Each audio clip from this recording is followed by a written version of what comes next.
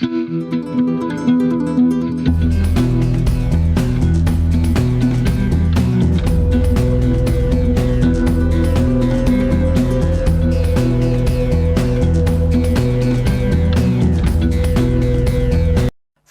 you have some time to look at questions 1 to 5.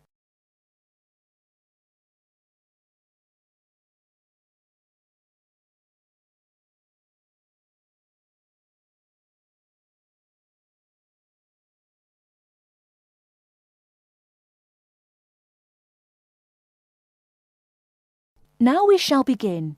You should answer the questions as you listen, because you will not hear the recording a second time. Listen carefully and answer questions 1 to 5. Kingsbury College, can I help you? Oh, hello. I'm ringing to find out about one of your courses. Yes. Is that a daytime or an evening course? Evening. Right. I'll just get a few details from you, if I may. Fine. Could I have your full name, first of all? It's Peter Wright. That's W-R-I-G-H-T. OK. And I don't need to know your exact age, but can you tell me which of these age groups you belong to? 18 to 25, 26 to 35, 36 to 45, or over 45? 18 to 25. Fine. And do you have a job, or are you a full-time student? I'm an accountant. I just do courses in my spare time for interest. OK. Right. And your address, Mr. Wright? It's 11 Forest Road. Forest? Yes. Is that in Kingsbury? Yes, it is. I'm just down the road here. And do you have a phone number? It's 992-471. That's my home number. I haven't got a work number. That's fine. We probably won't need it. Before you hear the rest of the conversation, you have some time to look at questions 6 to 10.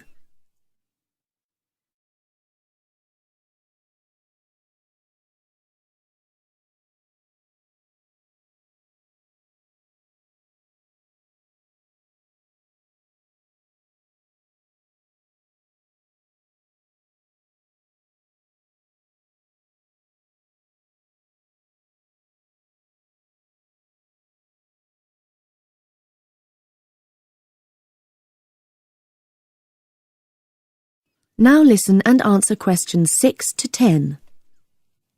Now, you want to register for a course. Yes, cookery. Do you happen to know the exact title of the course? We've got Thai cookery on Wednesdays, or Mexican cookery on Fridays, or... Mexican. I'd like to do both, but I'm busy on Wednesdays. OK. Well, you can always do the other one next term, I suppose. Now, do you know when it begins? Is it the 26th of March? That's right. And it's £45 in total. That's including the ingredients. How would you like to pay? Card? Cash? Can I send a cheque? You can, yes, as long as it arrives at least 1 week before the start of the course. OK. And I'll just give you a reference number, if you could make a note of it and write it on the back. Yes? It's CZ943. Yes, got that. Good. Well, there's just one last question. Do you have any special requirements that I should make a note of? Yes, there is one thing. I use a wheelchair.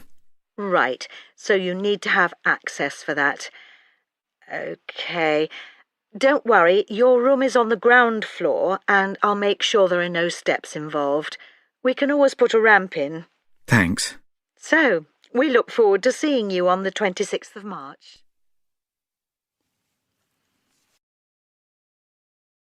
That is the end of part 1. You now have half a minute to check your answers.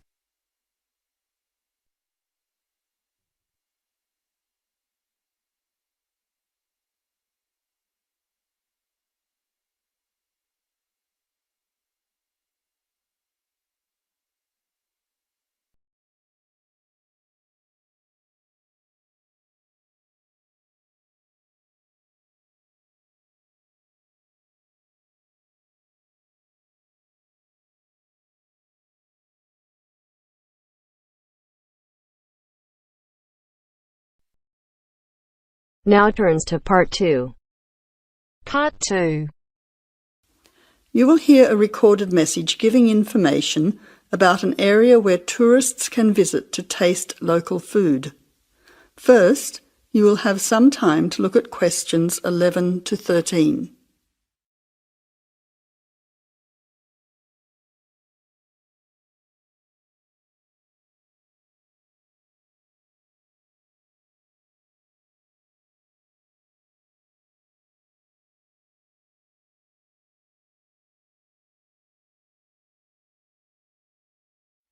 Now listen carefully to the first part of the message and answer questions 11 to 13.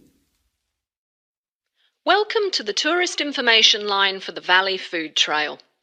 Here you will find many local food products for you to sample and buy.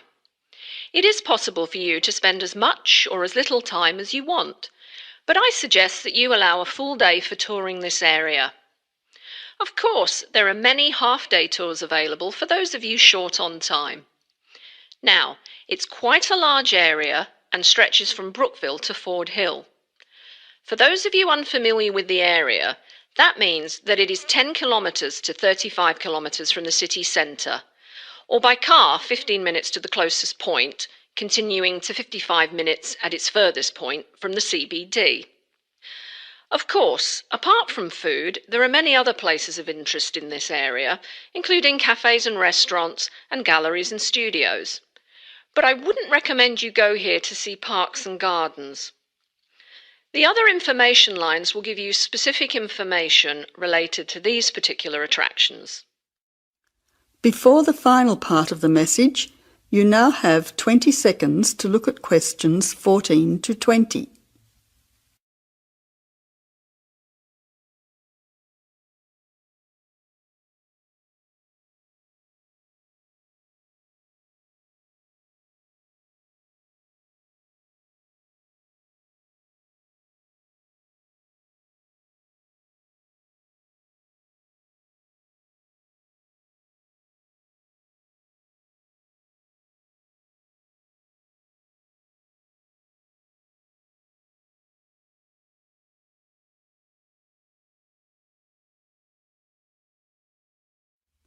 Now answer questions 14 to 20.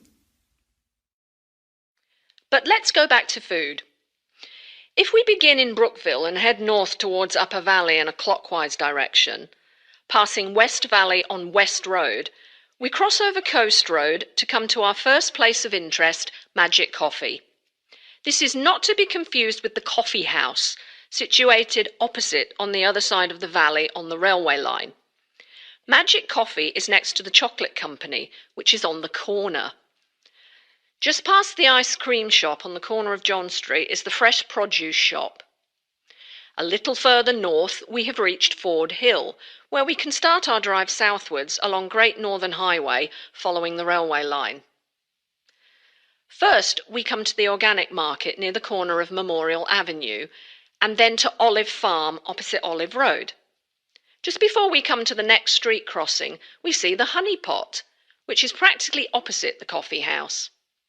There is another chocolate company which sells nougat as well, just nearby. Following the railway line along Great Northern Highway, we return back to Brookville. Now, as I have said previously, if you only have a few hours to spare, there are several places that you shouldn't miss. The two chocolate places make equally nice chocolate, but the factory has the added bonus of nougat, unlike the company. Of course, everyone loves ice cream, especially unusual flavours such as coffee and nougat, so the ice creamery is definitely worth a visit. And while the coffee house sells expertly made hot drinks, including hot chocolate, I think your time would be better spent sampling the many products on offer at the organic market. Well, I hope you enjoy your time visiting the Valley Food Trail and enjoy all the wonderful local foods on offer.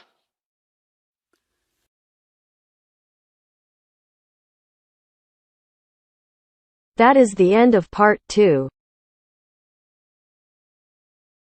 You now have half a minute to check your answers.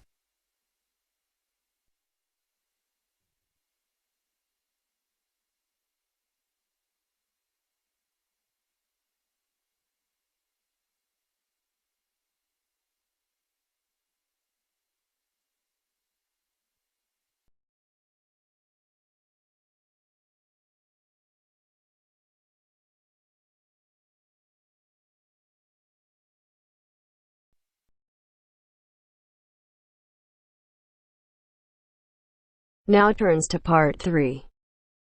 Part 3. You'll hear two university students discussing a social science lecture they attended. First, you have some time to look at questions 21 to 24.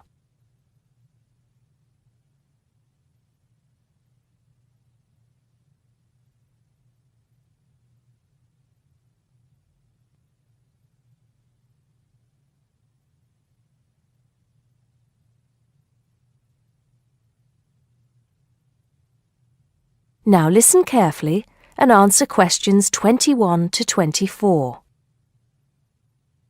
Did you go to the first social science lecture yesterday? Yeah, didn't you see me there? No, I was trying so hard to understand the lecturer. What didn't you understand? A lot of it, really. For example, he said we needed to study history as part of the course, but I didn't get why. You probably missed it. He said early on that we need to learn from our past mistakes. Right. But he also said we need to put ourselves in the place of our ancestors. Why is that? I think the point is that it's not enough to know how they lived and what they did. We need to know what they thought.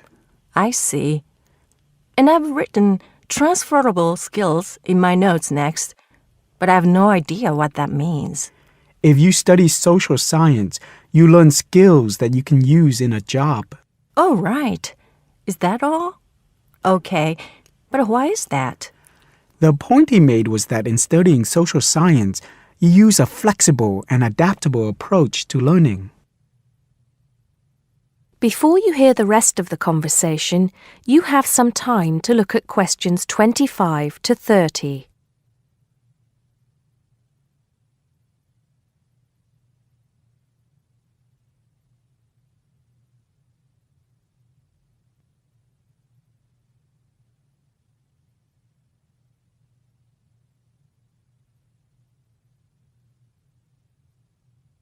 Now listen and answer questions 25 to 30.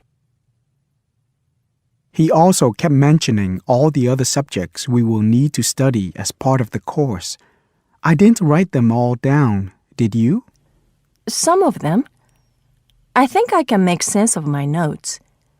The first one was anthropology, which he said would cover prehistory and archaeology as well. Okay.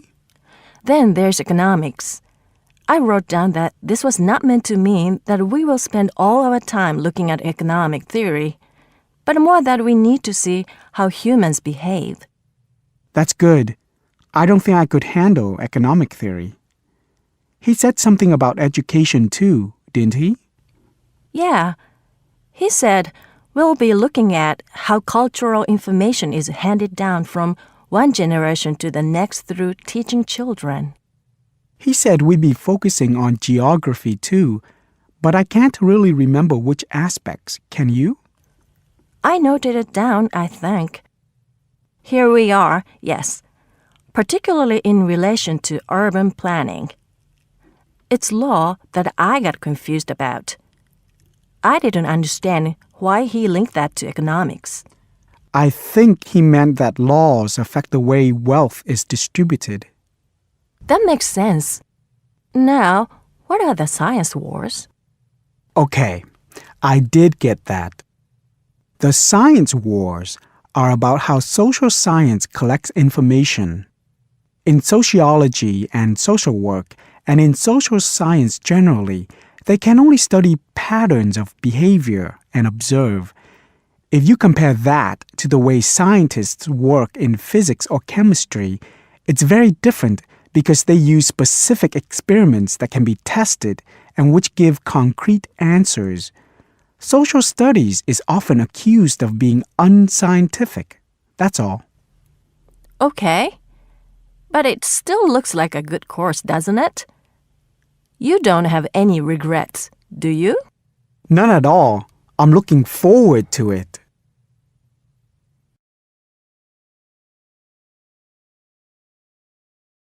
That is the end of part 3.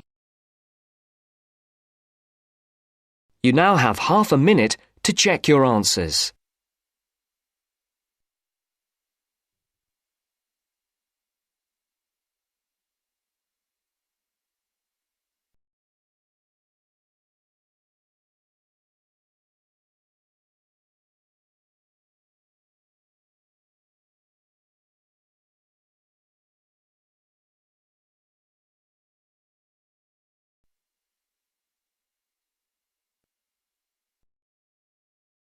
Now turns to Part 4. Part 4. You will hear part of a lecture on the current and future use of mobile phones. You now have 30 seconds to read questions 31 to 35.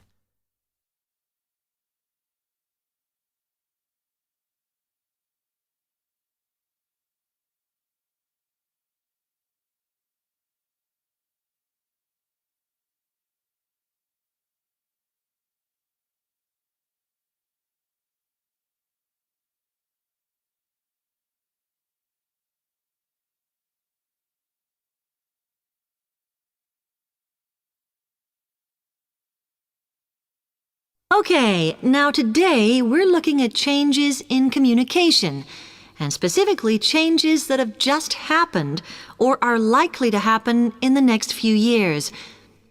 Key to this is the mobile phone, which is increasingly being seen as an all-purpose system rather than just a phone. If you only use your phone for texting and making calls now, you will be amazed at how you'll be using it in the future. The technology has been developed for a range of other uses. For example, phones could be used so that if you are meeting someone and they get lost, you could send them a map of your location to help them. This will save all those complicated explanations over the phone and our poor friends or colleagues trying to drive and find out where they are at the same time. And if you get bored waiting, or if you're traveling, for example, you will soon be able to see TV news on your phone as it is actually being broadcast. This means that you won't have to miss any of your favorites if you were away for a few days. Most people have got used to texting now, and young people send pictures to each other. But what is exciting is the possibility of putting music with them before you send them. And it's not all frivolous. Phones are going to become even more critical in business and education. Some recent developments have a highly practical usage. So, for example, as lecturers, we will be able to send everybody a text to let them know if lectures have been cancelled. And the new phones could have a further use in education, as well as business, as they will enable us to go to any destination, such as when we are doing a field trip, for instance, and from there to send data directly to a computer so that we can access it when we get home. This means we will no longer be limited by what the phone can store. You now have 30 seconds to read questions 36 to 40.